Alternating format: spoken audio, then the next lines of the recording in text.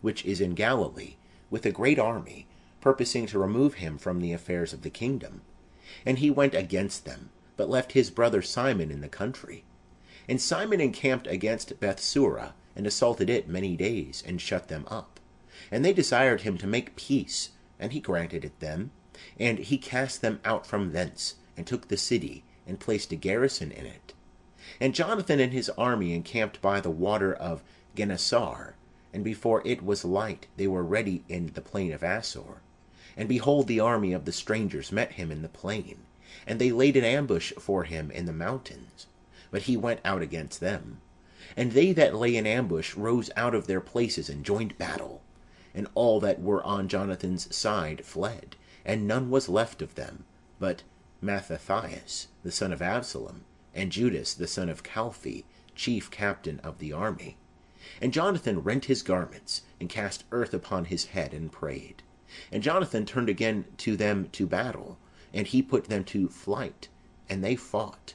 And they of his part that fled saw this, and they turned again to him, and they all with him pursued the enemies, even to Cades, to their own camp, and they came even thither.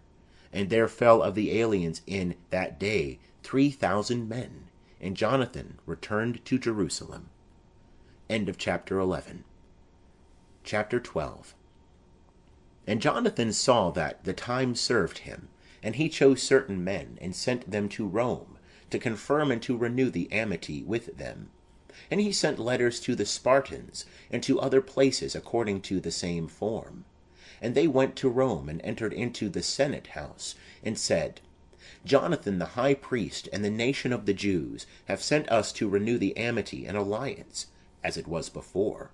And they gave them letters to their governors in every place, to conduct them into the land of Judah with peace.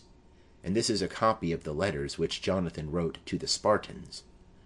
Jonathan the high priest, and the ancients of the nation, and the priests, and the rest of the people of the Jews, to the Spartans their brethren, greeting.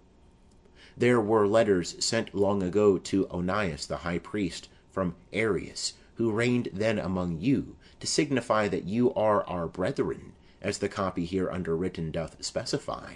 And Onias received the ambassador with honor, and received the letters, wherein there was mention made of the alliance and amity. We, though we needed none of these things, having for our comfort the holy books that are in our hands, chose rather to send to you to renew the brotherhood and friendship, lest we should become stranger to you altogether, for there is a long time past since you sent to us. We therefore at all times without ceasing, both in our festivals and other days wherein it is convenient, remember you in the sacrifices that we offer, and in our observances, as it is meet and becoming to remember brethren. And we rejoice at your glory. But we have had many troubles and wars on every side, and the kings that are round about us have fought against us. But we would not be troublesome to you, nor to the rest of our allies and friends in these wars. For we have had help from heaven, and we have been delivered, and our enemies are humbled. We have chosen therefore Numenius, the son of Antiochus, and Antipater, the son of Jason, and have sent them to the Romans, to renew with them the former amity and alliance. And we have commanded them to go also to you, and salute you, and to deliver you our letters concerning the renewing of our brotherhood. And now you shall do well to give us an answer hereto. And this is the copy of the letter which he had sent to Onias. Arius, king of the Spartans, to Onias, the high priest, greeting. It is found in writing concerning the Spartans and the Jews, that they are brethren, and that they are of the stock of Abraham. And now since this is come to our knowledge, you do well to write to us of your prosperity. And we also have written back to you, that our cattle and our possessions are yours, and yours ours. We therefore have commanded that these things should be told you. Now Jonathan heard that the generals of Demetrius were come again with a greater army than before to fight against him. So he went out from Jerusalem and met them in the land of Amath, for he gave them no time to enter into his country. And he sent spies into their camp, and they came back and brought him word that they designed to come upon them in the night. And when the sun was set, Jonathan commanded his men to watch, and to be in arms all night long, ready to fight. And he set sentinels round about the camp. And the enemies heard that Jonathan and his men were ready for battle, and they were struck with fear and dread in their heart, and they kindled fires in their camp. But Jonathan and they that were with him knew it not till the morning, for they saw the lights burning. And Jonathan pursued after them, but overtook them not, for they had passed the river Eleutherus. And Jonathan turned upon the Arabians, that are called Zabadeans, and he defeated them, and took the spoils of them. And he went forward, and came to Damascus, and passed through all that country. Simon also went forth, and came as far as Ascalon, and the neighbouring fortresses, and he turned aside to Joppa, and took possession of it.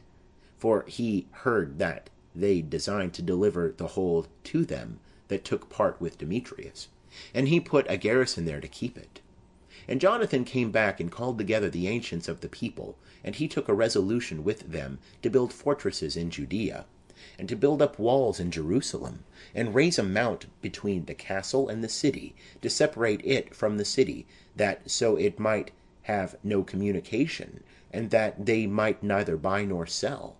And they came together to build up the city, for the wall that was upon the brook towards the east was broken down. And he repaired that which is called Caphetetha. And Simon built Adiada and Sapphila, and fortified it, and set up gates and bars.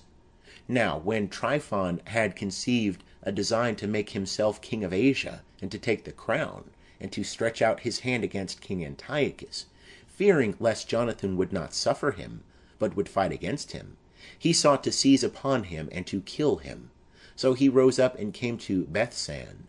And Jonathan went out to meet him with 40,000 men chosen for battle, and came to Bethsan. Now when Tryphon saw that Jonathan came with a great army, he durst not stretch forth his hand against him, but received him with honour, and commended him to all his friends, and gave him presents, and he commanded his troops to obey him as himself. And he said to Jonathan, Why hast thou troubled all the people, whereas we have no war?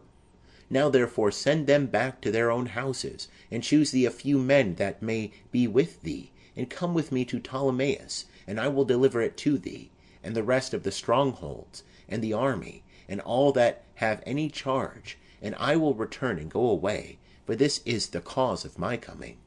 And Jonathan believed him, and did as he said, and sent away his army, and they departed into the land of Judah. But he kept with him 3,000 men, of whom he sent 2,000 into Galilee, and 1,000 went with him. Now, as soon as Jonathan entered into Ptolemais, they of Ptolemais shut the gates of the city, and took him, and all them that came in with him they slew with the sword. Then Tryphon sent an army and horsemen into Galilee, and into the great plain, to destroy all Jonathan's company. But they, when they understood that Jonathan and all that were with him were taken and slain, encouraged one another, and went out ready for battle. Then they that had come after them, seeing that they stood for their lives, returned back. Whereupon they all came peaceably into the land of Judah, and they bewailed Jonathan, and them that had been with him, exceedingly. And Israel mourned with great lamentation. Then all the heathens that were round about them sought to destroy them, for they said, They have no prince, nor any to help them. Now therefore let us make war upon them, and take away the memory of them from amongst men. End of chapter 12. Chapter 13. Now Simon heard that Tryphon was gathering together a very great army to invade the land of Judah, and to destroy it.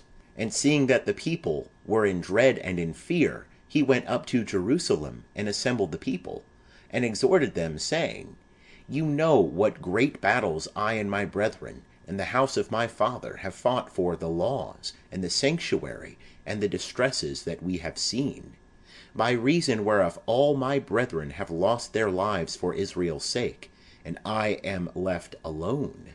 And now, far be it from me to spare my life in any time of trouble, for I am not better than my brethren.